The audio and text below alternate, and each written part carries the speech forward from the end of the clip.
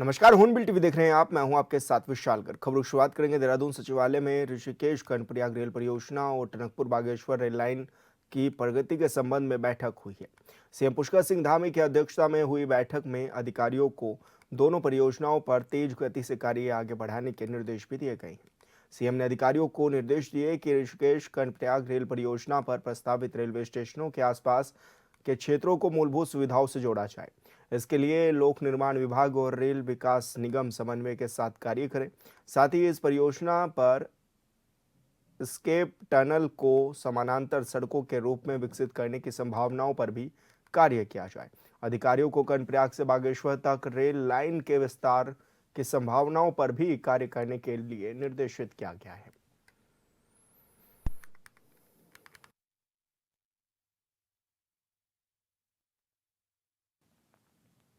उत्तराखंड में 2027 में विधानसभा चुनाव होंगे। ऐसे में कई मुद्दों पर बीजेपी और कांग्रेस आमने सामने रहती है।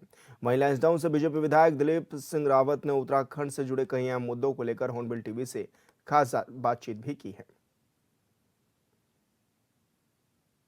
भाजपा विधायक दिलीप रावत जी हमारे साथ मौजूद हैं। सर, सबसे पहले तो यही कि 2027 की क्या कुछ तैयारियां हैं, विधानसभा चुनाव भी आने हैं। देखिए, 2027 तो निश्चित रूप से भारतीय जनता पार्टी तो 24 घंटों तैयार रहती है और वो जनता के बीच में रहती है, हर समय जनता के बीच में काम करती रहती है। इसलिए हमारा कब चुनाव हो रहा है हम इस पर ज़्यादा ध्यान नहीं देते।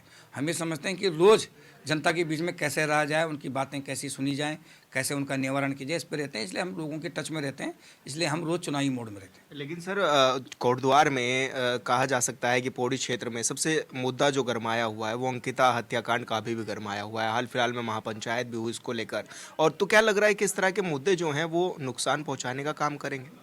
देखिए, अंकिता हत्याकांड एक बहुत जघन्य कांड है और उसमें चाहे कोई भी व्यक्ति हो, उनको बख्शा नहीं जाना चाहिए। और हमारी सरकार ने यही संकल्प लिया है, जैसा लोगों ने मांग करी, जैसा लोगों ने न्याय के लिए कहा कि अपेक्षा की कि उसी जिस तरह से उनको न्याय मिल सके, उसको किस तरह से हम उस पर खरा उतर सकें। तो ये कसौटी जो खरा उतरने के लिए जो भी सरकार ने बन पड़ा, वो सरकार ने किया। जैसे लोगों ने कहा कि भाई इस पर एसआईटी की जांच हो, एसआईटी की जांच हुई, जो जिनके ऊपर एफआईआर दर्ज थी, वो जिनके जो संदिग्ध थे उनको जेल हुई, सज़ा भी उनको हो गई। उसके बाद लोगों ने मांग करी कि सीबीआई की इंक्वायरी हो, तो सीबीआई की इंक्वायरी हो गई। अब मेरी समझ में नहीं आता कि अब ये लोग क्या चाहते हैं। देखिए, जुडिशली किसी की इच्छाओं पे नहीं होता। आपने जो चाहा, अब ये सीबीआई करेगी कि सही बात क्या है, गलत बात क्या है। इसलिए अब ये मुद्दा नहीं रह गया। लेकिन सर, कोटद्वार में बाबा शब्द का उपयोग होना और ऐसे में विवाद गरमाना, उसको आप किस तरह से देखते हैं? देखिए, बाबा शब्द का में विवाद नहीं था। विवाद तो ये समझो कि एक कांग्रेसी ने बजरंग के साथ झगड़ा किया और विवाद हुआ और जानबूझ के कांग्रेस के लोगों ने इसको एक जानबूझ के धार्मिक उन्माद फैलाने के लिए जो है इसको धार्मिक लड़ाई का रूप दिया, अपने अस्तित्व बचाने के लिए। क्योंकि उनका मुँह हर समय अल्पसंख्यकों के पक्ष में रहता है निश्चित रूप से। और क्योंकि अल्पसंख्यक बहुत दिन से उनके से दूर जा रहे थे, तो उन्होंने कहा किस तरह से उनके बीच में अपने जगह बनाए, उसके लिए उन्होंने इस मामले को तूल दिया। लेकिन क्या सर, आपको लगता है कि जो दीपक था, वो मोहम्मद दीपक जो बना, वो कांग्रेस ही था? निश्चित रूप से तो कांग्रेसी कोई भी बता सकता। कोटद्वार में कौन आम आदमी जानता है, सब जानते हैं। आपने देखा नहीं होगा कि वहाँ के जो पूर्व मंत्री थे, जो वहाँ के पूर्व विधायक थे माननीय सुरेंद्र सिंह जी, वो कंधे में उठा उठा के ले जा रहे हैं, नारे लगा रहे हैं। वो सारी वीडियो हैं, फोटो हैं। और उनके पार्टियों की मीटिंग में उन्होंने क्या भाग लिया, वो सब हैं। युवा मोर्चे के साथ जिस दिन वो लड़ाई लड़ रहे थे, उन्हीं के साथ युवा कांग्रेस का अध्यक्ष विजय रावत भी साथ में शामिल था।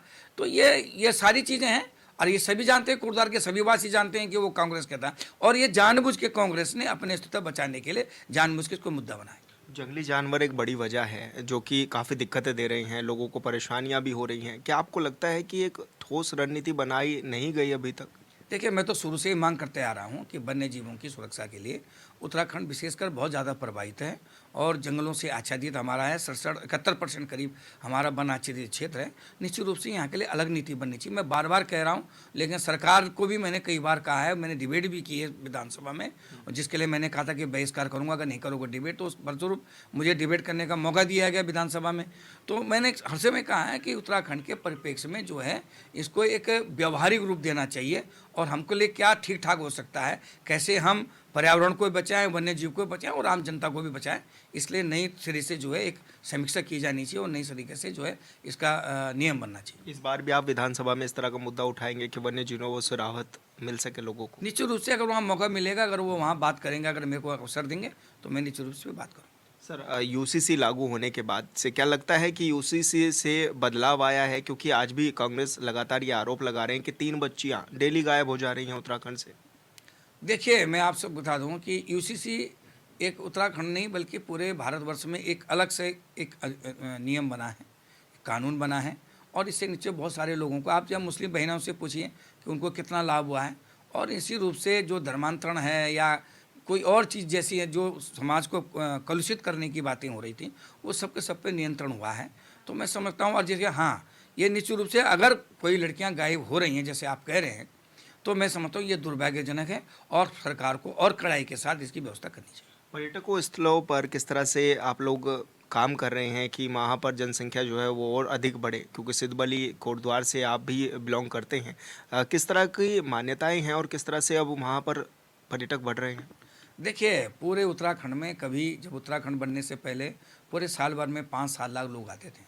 आज की तारीख में मैं समझता हूँ कि प्रतिदिन इतने लोग आते हैं, 5-7 लाख, 4 लाख, 5 लाख लोग प्रतिदिन यहाँ पर्यटक आते हैं। और यही नहीं, हमारे सारे चाहे सिद्धबली धाम हो, चाहे केदारनाथ है, बद्रीनाथ है, जागेश्वर है, सब जगह पर्यटकों की संख्या बढ़ी है, करोली बाबा हैं, सारी जगह बढ़ी है। और सरकार ने दुगुना क्षमता का जो है व्यवस्था की, लेकिन आज 4 गुना ज़्यादा पर्यटक बन रहे हैं। तो ये हमारे सरकार की एक सफलता भी है कि पर्यटक के लिए जो काम किया जाना चाहिए, आकर्षित करने का जो हमने एक अभियान छेड़ा था, उसमें हमने सफलता पाई है। और मैं समझता हूँ कि और भी अच्छी व्यवस्था पर्यटकों के लिए की जाएगी। जी, धन्यवाद सर हमसे बातचीत करने के लिए। दिलीप रावत जी हमारे साथ थे, जो कि राज्य के तमाम विषयों पर हमारे साथ बातचीत कर रहे थे। हॉर्नबिल टीवी के लिए देहरादून से विशाल। प्रदेश में इन दिनों अपराधों की संख्या में बढ़ोतरी होती दिखाई दे रही है। देहरादून में ही 10 दिनों के अंदर 4 से 5 घटनाएं को अंजाम दिया जा चुका है, जिसके चलते विपक्ष भी सरकार की कानून व्यवस्था पर सरकार पर सवाल खड़े करता नजर आ रहा है। इस विषय पर बीजेपी की प्रदेश महामंत्री दीप्ति रावत भारद्वाज का कहना है कि प्रदेश की जनता की सुरक्षा सर्वप्रथम सरकार की जिम्मेदारी है। उन्होंने कहा कि प्रदेश में हो रही घटनाएं काफी चिंताजनक हैं। आरोपियों पर निश्चित ही कार्रवाई की जाएगी।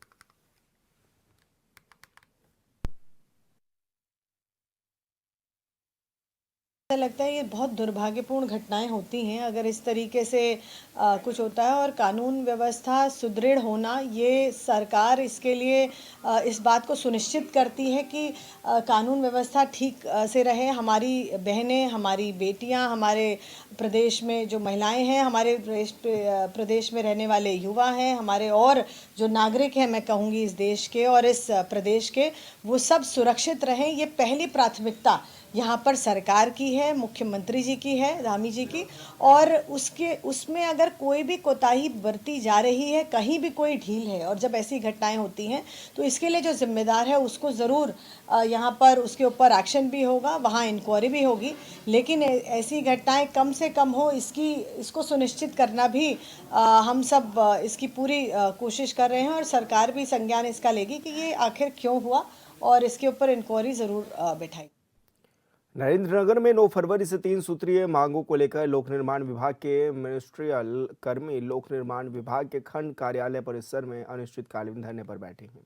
कर्मचारियों की प्रमुख मांगों में पारस्परिक स्थानांतरण करने, छोटे पदों के कर्मचारियों के होने के नाते उन्हें अपने तहसील क्षेत्र में स्थानांतरण करने और पदोन्नति से वांछित कर्मियों को पदोन्नति देने की मांगें शामिल हैं। उनका कहना है कि लंबे समय से की जा रही उनकी मांगें अभी तक पूरी नहीं हो पाई हैं, जिस वजह से संगठन को प्रदेशव्यापी आंदोलन का ऐलान करने को बाध्य होना पड़ रहा है।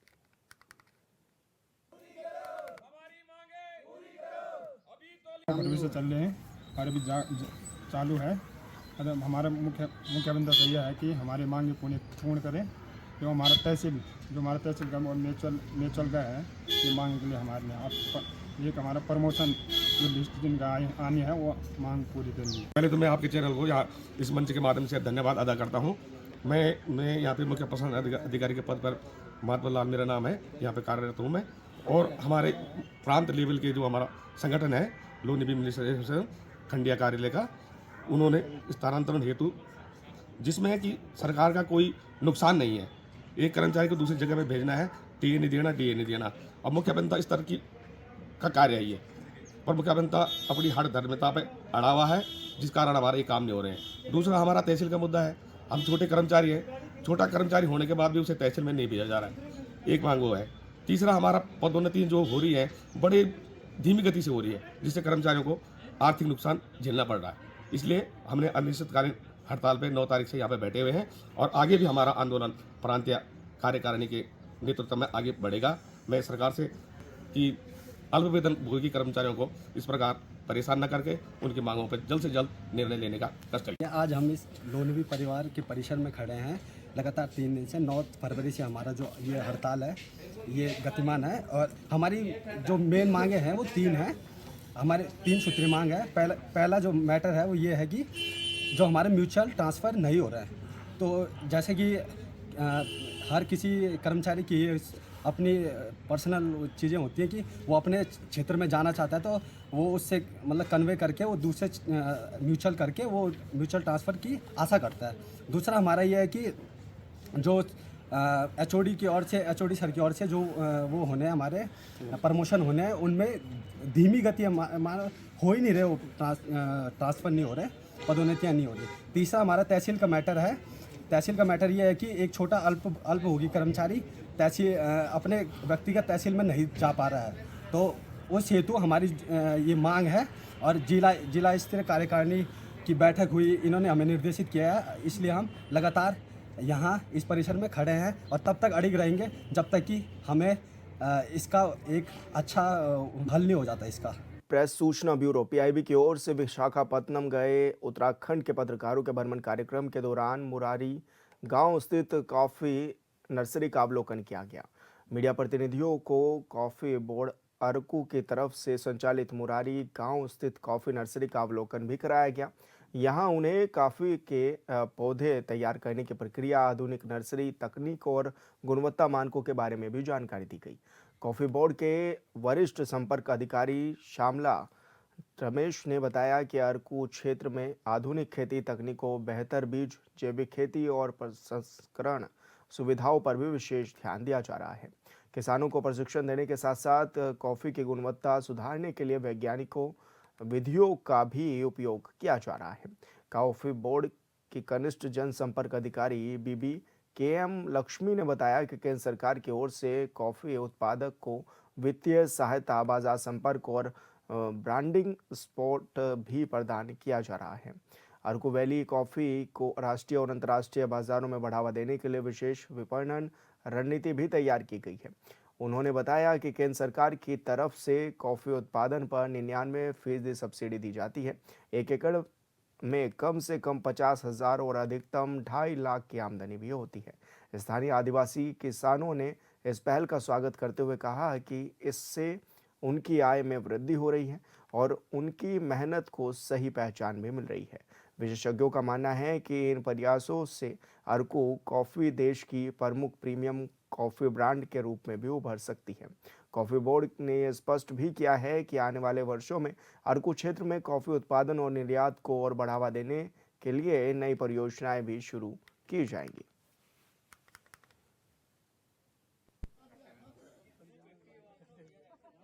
ये जो हम देख रहे हैं ना, इधर इसका नाम है, ये कॉफी प्लांट है, ये अरबिका वैरायटी है।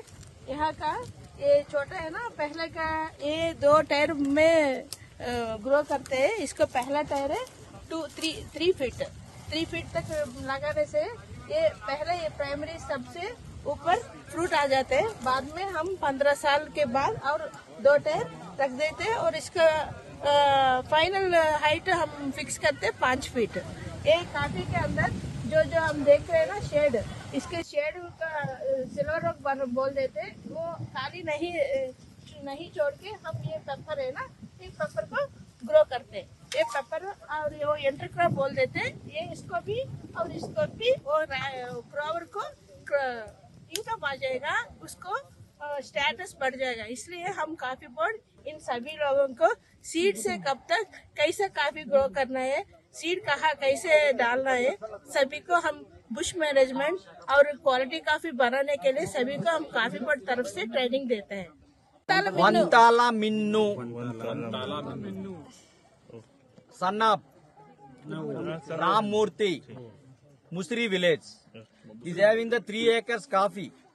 3 acres coffee. ఎంత వస్తుంది ఆదాయం? చెప్పు ఎంత వస్తుంది? ముస్రి విలేజ్ డబ్బులు ఎంత వచ్చింది చెప్పు. అరకు కా ముస్రి విలేజ్ మొత్తం ఎంత వస్తుంది ఆదాయం ఎకరాతో? సార్ ఇది earning 3 acre 2 lakh rupee per year. Coffee మిరియాలు ఉందా? ఎంత? ఒక కాఫీకి 2 lakhs వస్తుంది. Only coffee 2 lakh rupees earning. Even pepper also is there. Pepper and new plants. Newly planted pepper. Coffee board की हेल्प से जो हो रहा है ना, कॉफी बोर्ड जो अपने टेक्निकल एक्सपर्टीज देता है सब, उसके बाद ये लोग अपना अच्छा से करना आगे बढ़ गए। तो मतलब आप समझ गए ना, coffee board 3 acre 2 lakh rupees sir. ఎంత ఖర్చు పెడతాం సుమారు? 30,000 rupees he spent sir. 2 lakh will get it. Doiwala के औद्योगिक क्षेत्र लाल तप्पड़ स्थित यूरेका फॉर्ब्स लिमिटेड कंपनी में कार्यरत सैकड़ों कर्मचारी के सामने रोजी रोटी का संकट खड़ा हो गया है। आरोप है कि कंपनी प्रबंधन ने मनमाने तरीके से कई कर्मचारियों को नौकरी से निकाल दिया, जबकि कई कर्मचारियों का वेतन भी रोक दिया गया, जिससे कर्मचारी मानसिक रूप से परेशान हैं। मजबूर होकर कर्मचारियों ने कंपनी प्रबंधन के खिलाफ अनिश्चितकालीन धरने पर बैठने का फैसला लिया है। इसी क्रम में कर्मचारियों ने डोईवाला तहसील पहुंचकर अपनी नाराजगी जाहिर की और मुख्यमंत्री को ज्ञापन प्रेषित करते हुए कंपनी के खिलाफ कार्रवाई की भी मांग की है।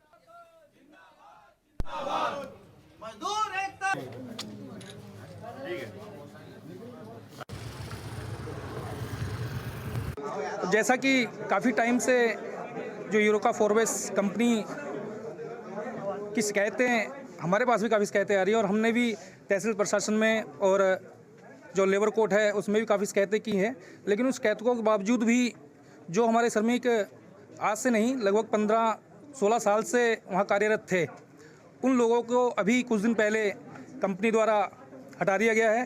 क्योंकि कुछ जब हम लेटर श्रम विभाग में दिया तो उससे पता लगा कि ये जो श्रमिक यहाँ पे जो काम कर रहे हैं उनके जो ठेकेदार हैं वो ठेकेदार लेबर लोडिंग का उनका जो है लाइसेंस है और इनसे जो है वो टेक्निकली जो काम करवा रहे हैं जिसकी सैलरी लोडिंग से ज़्यादा होनी चाहिए।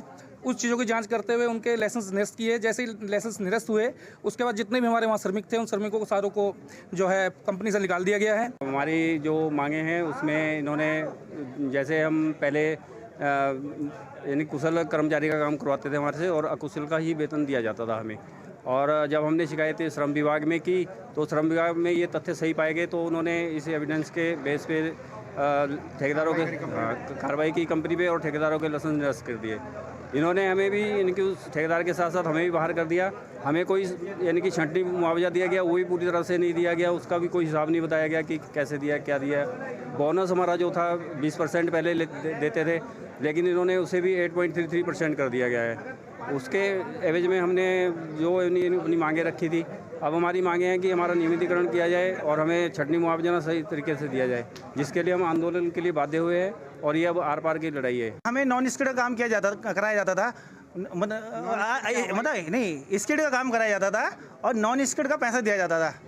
जब हमने इसकी शिकायत श्रम विभाग से की तो श्रम विभाग ने क्या किया कि उन्होंने रिपोर्ट में तथ्य में सही पाया गया कि ये काम मतलब स्किल्ड का काम करते हैं और जो बोनस है हमारा पहले 20% दिया जाता था, अब जो 8.33 में दिया गया। जब हमने इसकी शिकायत श्रम विभाग से की तो कंपनी प्रबंधन का हमारे प्रति सख्त रवैया रहा और जब इसकी रिपोर्ट हमने श्रम विभाग में दी हमने और तो उसमें ऐसे पाया गया कि ये बंदे स्किल्ड काम करते हैं, इनको नॉन स्किल्ड का पैसा दिया जाता है। तो कंपनी ने कमिश्नर साहब ने लाइसेंस निरस्त कर दिए थे और कंपनी ने हमें बाहर का रास्ता दिखा दिया।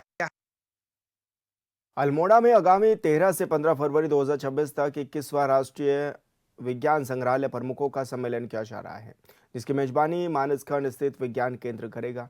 बता दें कि यह प्रतिष्ठित राष्ट्रीय सम्मेलन उत्तराखंड राज्य में पहली बार आयोजित किया जा रहा है, जिसे राज्य के लिए विज्ञान नवाचार और विज्ञान शिक्षा के क्षेत्र में एक ऐतिहासिक उपलब्धि भी है। इस सम्मेलन का उद्घाटन सीएम धामी की ओर से किया जाना प्रस्तावित है, जिसमें देश भर से लगभग 50 संग्रहालयों और केंद्र के निर्देशक प्रमुख समेत अन्य गणमान्य अतिथि भी उपस्थित रहेंगे।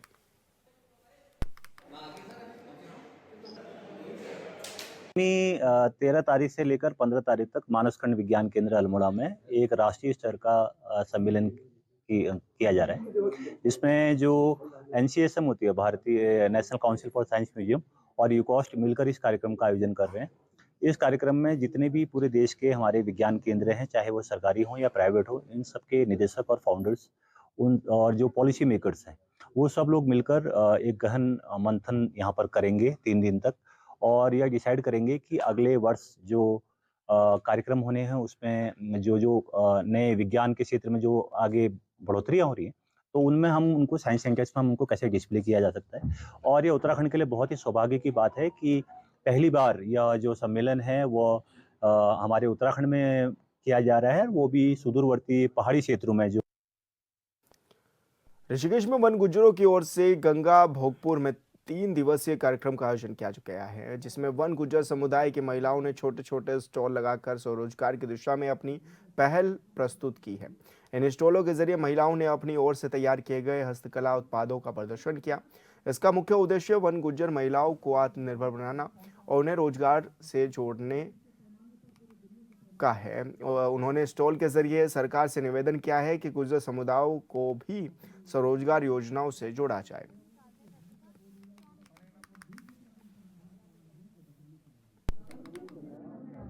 समुदाय की एक बैठक लच्छीवाला रेंज में कि हमारे चारागाह भी सुरक्षित रहे, आलम चारागाह 2014 के बाद। देहरादून में दिन दहाड़े व्यस्त तिब्बत मार्केट में एक शख्स की गोली मारकर हत्या कर दी गई। मारे गए शख्स की पहचान अर्जुन शर्मा के रूप में हुई है। जानकारी के मुताबिक अर्जुन रिटायर्ड कर्नल के बेटे थे और गैस एजेंसी के मालिक थे। पुलिस आसपास के सीसीटीवी कैमरों को खंगालने में जुटी हुई है। अर्जुन शर्मा तिब्बती मार्केट के सामने परेड ग्राउंड में टेनिस खेलने आते थे। आज भी वो टेनिस खेल कर वापस जा रहे थे। इस दौरान 2 युवकों ने उन्हें की गोली मारकर हत्या कर दी और मौके से फरार हो गए।